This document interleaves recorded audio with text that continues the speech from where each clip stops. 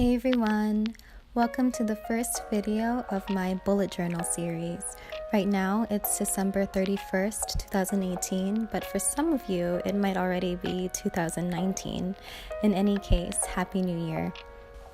In this video, I'm going to be going over the bullet journal method by Ryder Carroll, how to bullet journal, and how it can help you achieve your goals and live your best life.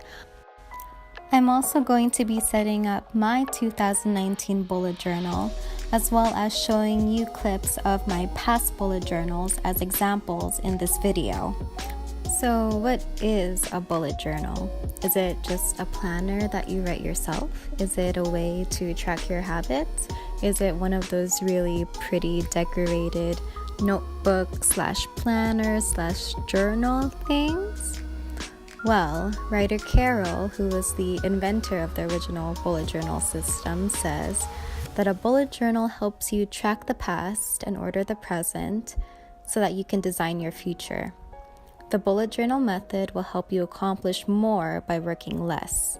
It helps you identify and focus on what is meaningful by stripping away what is meaningless. We live by intention. Remember these quotes and the word intention because we are going to be referencing it a lot. This is what a bullet journal is, and in this video you're going to see how a bullet journal differs from other planner systems and why I personally think that the bullet journal system is the only complete planner system. Alright, now let's start with the bullet journal basics. The bullet journal consists of 7 things. 1. Index. 2. The future log. 3. The monthly log. 4. The daily log. 5. Rapid logging. 6. Collections. And 7. Migration. Now let's go over these one by one. It might seem like a lot, but the bullet journal system is actually very easy to understand. An index is a table of contents of your bullet journal. This means that things won't get lost, and this is reliant on us numbering our pages and titling our pages. The future log shows planned future events and tasks beyond the current month. The monthly log shows the appointments on one side and tasks for the month on the other side. The daily log through rapid logging shows tasks, events, notes, and whatever thoughts you have the whole day. Here are some of my daily logs. Some days are longer than others, and that's okay because every day is different and you don't need the same amount of space for every single day. Collections are pages that store related content. Every collections page has a title so that we can put it easily in our index.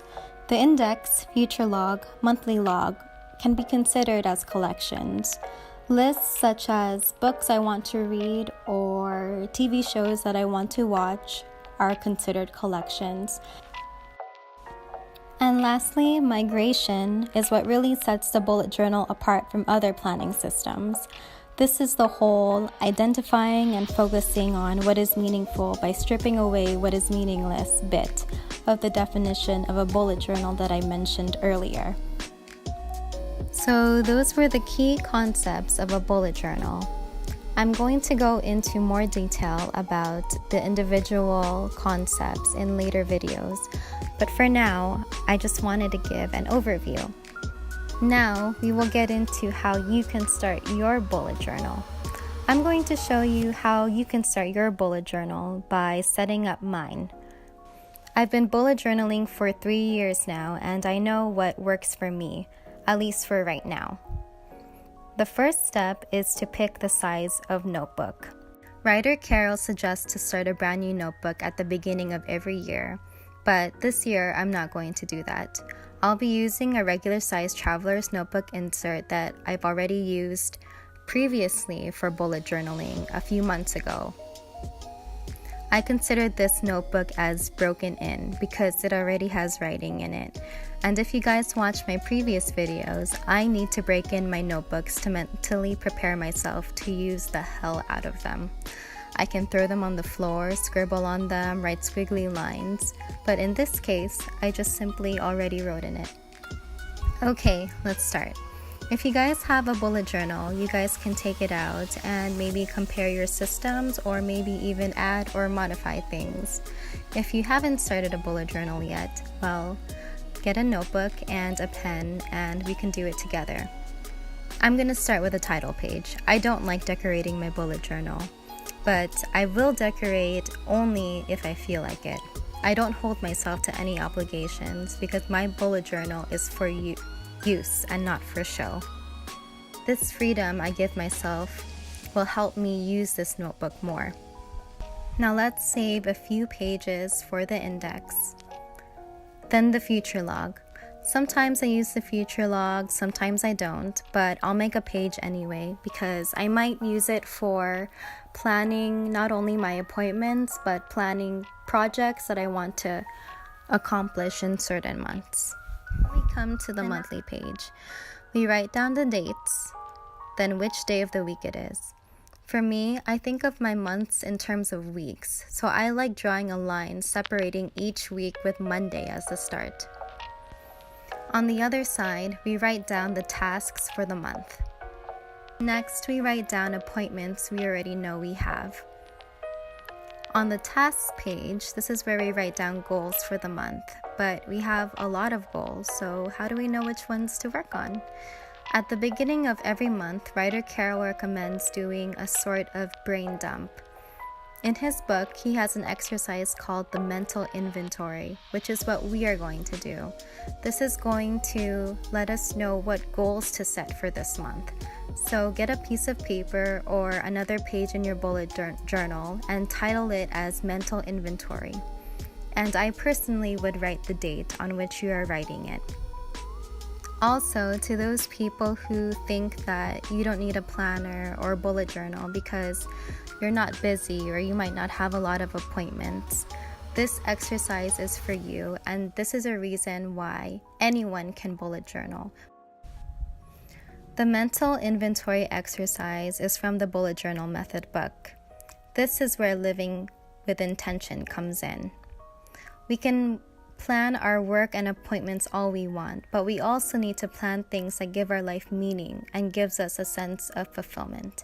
Split your paper into 3 parts: what I'm doing now, things that I should be working on, and things that I want to work on.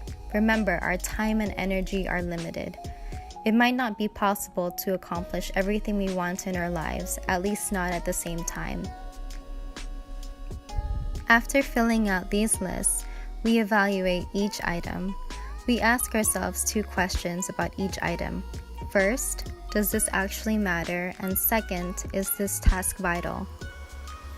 If both answers are no, then you found the distraction and cross them off your list and cross them out of your life.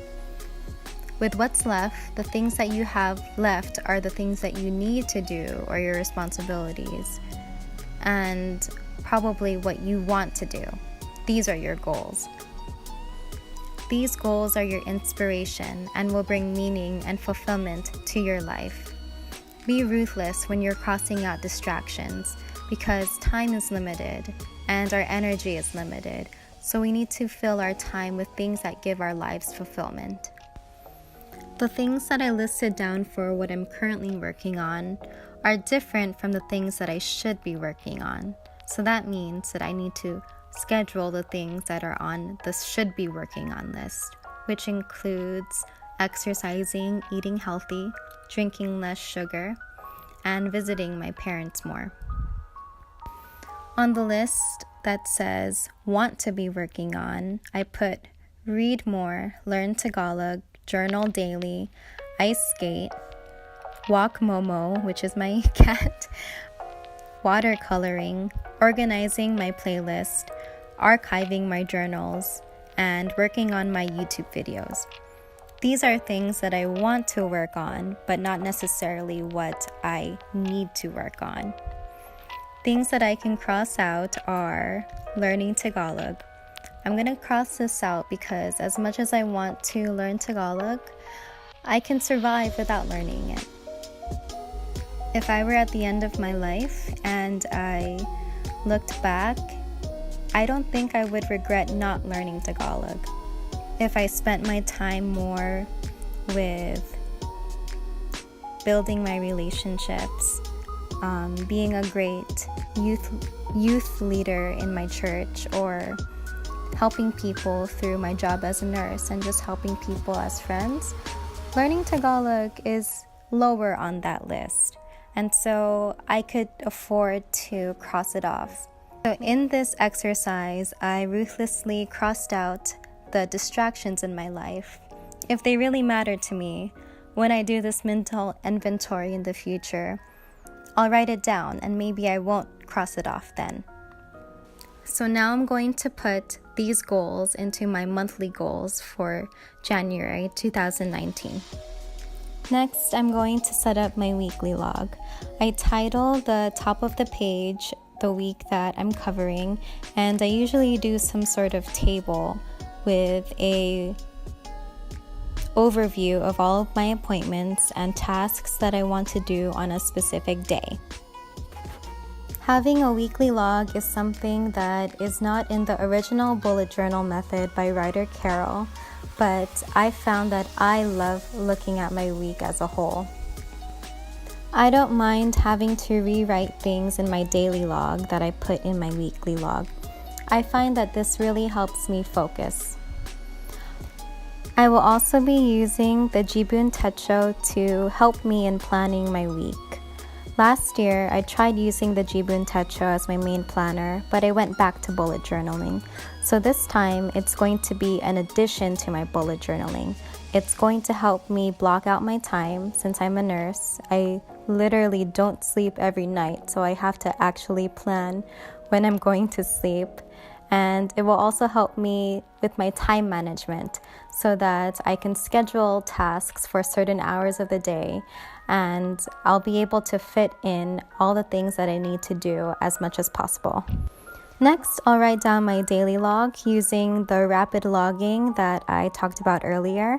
I will definitely be doing a bullet journal video about rapid logging because it's very important to know how to rapid log in order for you to consistently use your bullet journal. So stay tuned for that. So thank you everyone for sticking through my first video in my bullet journal series.